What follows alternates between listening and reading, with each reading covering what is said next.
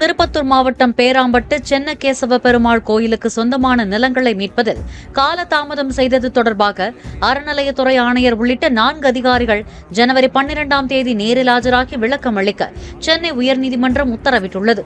கோயில் நிலங்களை 6 மாதத்திற்குள் மீட்க நடவடிக்கை எடுக்க வேண்டும் என 2023ஆம் ஆண்டு செப்டம்பர் மாதம் உத்தரவிடப்பட்ட நிலையில் அதனை அமல்படுத்தவில்லை என கூறி நடராஜன் என்பவர் நீதிமன்ற அவமதிப்பு வழக்கு தாக்கல் செய்தார். நிலங்களை கோயில் பெயரில் பட்டா மாற்றம் செய்வதில் ஓராண்டுக்கு மேல் காலதாமதம் செய்த திருப்பத்தூர் தாசில்தாரும் நேரில் ஆஜராகி விளக்கம் அளிக்க நீதிபதிகள் உத்தரவிட்டுள்ளனர்.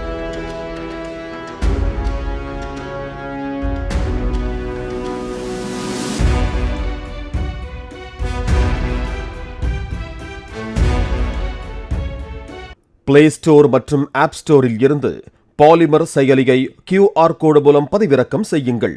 செய்திகளை உடனுக்குடன் பெறுங்கள்.